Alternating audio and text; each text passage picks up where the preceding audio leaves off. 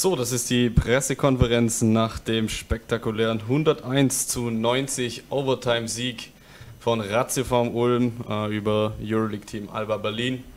Vor ausverkaufter Kulisse und 6000 Zuschauern haben wir ein sehr spektakuläres und atemberaubendes Spiel gesehen. Wir möchten darüber reden mit unserem Headcoach Harrelson. It was a great game today in 45 minutes. What I thought about the victory today? Okay, so Coach Gonzalez isn't here because they have a flight to catch, and obviously with their schedule, that's why he's not here. But I mean, my first thought is they played very well, like a great second quarter. We made some mistakes. I thought good adjustments at halftime, and our guys really defended well in the third quarter, which was kind of crucial. And then we had a good feeling going into the fourth. Unfortunately, we made a couple of really bad decisions in the last seconds, and I think Justin Bean hustled for his 6th offensive rebound, and then Matt Thomas hit that tough 3, which sent it to overtime. In some way, lucky for us, actually, if the head-to-head comparison ever comes into play, which is what Marcio said is why he fouled a guy dunking the ball up by 5. Thank you, Ty. Questions? Tobias Fenster startet bitte. You mentioned the 5-point deficit your team gave away in the last, I think, 11 seconds or something like this. So really a tough blow for the team. What does it mean for the development of the team and your young players that they were still able to come back and play such a dominant overtime in the end to win against a very experienced EuroLeague team? Yeah, I mean, if you take away those last 6 points or whatever it was in the final seconds, we held them to 18 in the fourth. So I thought we played a great fourth quarter. So the whole talk before overtime was we won the quarter. We played good basketball. We won the last 5 minutes. I think at one stage we were down. I'm not sure. I don't want to say the wrong plus minus, but we were down by 7 with a couple, I don't know, around 5 minutes left in the game, and we won the last 5 minutes. So that's what I reminded them of, even though we gave up the lead, and then I thought they continued to play well in the fourth. Probably both teams a little bit. In overtime. I think both teams, obviously, with their schedule, I thought they looked a little bit tired in the final moments. But it's also part of us getting to play at home in front of our stands and the effort that our players gave today. Tobias Jensen for a very long time had 0 points. I think he ended up with 4 in overtime. How many times do you see such an impressive outing of a young player with 0 points, so much impact on the game? I mean that's the key. 5 assists, no turnovers, 35 minutes. I thought he did a really great job on defense. He was physical. He was tough. He smoked a fast break. I missed a fast break layup, which was a little bit unlucky. But overall, fantastic game. Otherwise, he has 6 points, 5 rebounds, 4. It's a plus 16. I mean, it is what it is. We ended up taking out Ben and Nelson, and Toby played the point guard. And I think he's played really. I don't know. I'm not sure what happened, but there was a little part of the season where he didn't play quite as well. I didn't play him as much. But lately he's been very good in practice, and I think he's played really great in the BBL and Euro Cup games. So I'm happy for him. Other than the substitution of Marcio Santos, who had to go out with his 5th foul, you basically didn't do any substitutions in the end, despite some looking tired a bit. Is that the honor that a player gets for getting into the overtime, being able to finish such a game?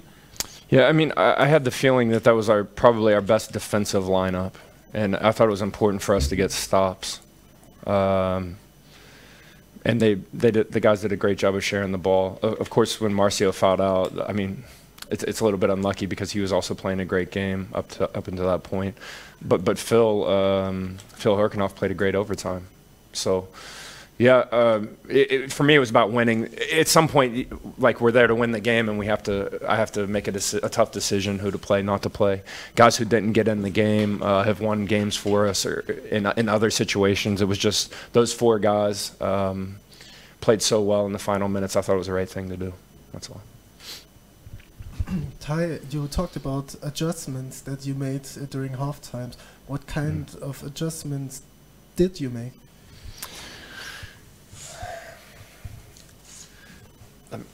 I'm trying to remember.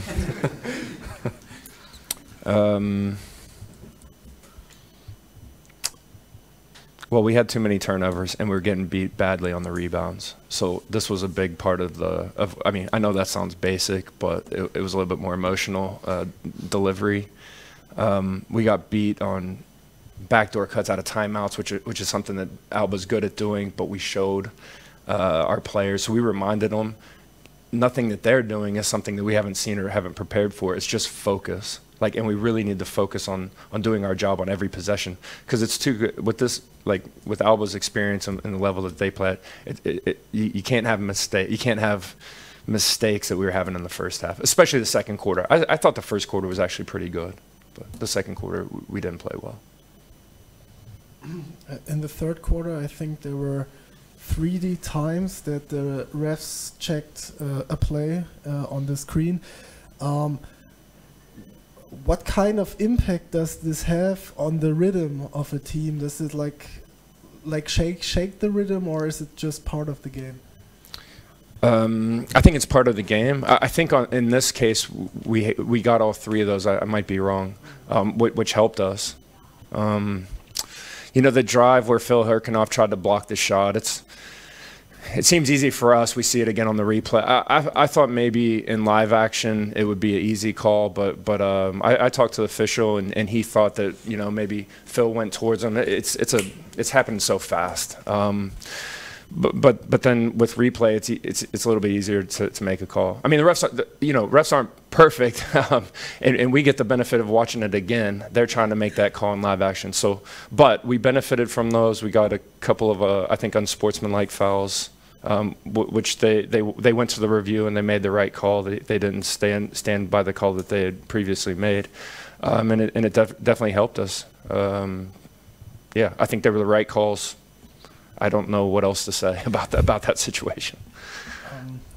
On Thursday, Isaiah Roby went out. Thomas Klepheis is out longer. Despite all of that, your team managed to win against Braunschweig and now against Berlin. Do you see the necessity of getting a new player after the injury of Roby, or do you say after these performances this is not something that we need? Yeah, first of all, I think Isaiah, you know, it hurts to lose somebody for the season, and Tommy's also, it's been really unfortunate, and these were two big key pieces when we put the team together. I think from the club standpoint, there is a necessity. We have an opportunity to make one move. If we don't make a move and someone else gets hurt or sick or who knows what, it would make sense. I think it would make sense for us to look into the market and try to find. What's important about that, though, that I've always found is that we find the right person, because we need somebody who wants to come in and play with the team and fit in and be a good cultural guy, because things are going well for us in the BBL. Okay, scheint keine weiteren Fragen zu geben. Dann bleibt zum Schluss nur Danke zu sagen für die großartige Atmosphäre heute in der ratiopharm Arena, und wir freuen uns schon auf das nächste Heimspiel am Samstag, den 22.03. gegen Aufsteiger Frankfurt. Dankeschön.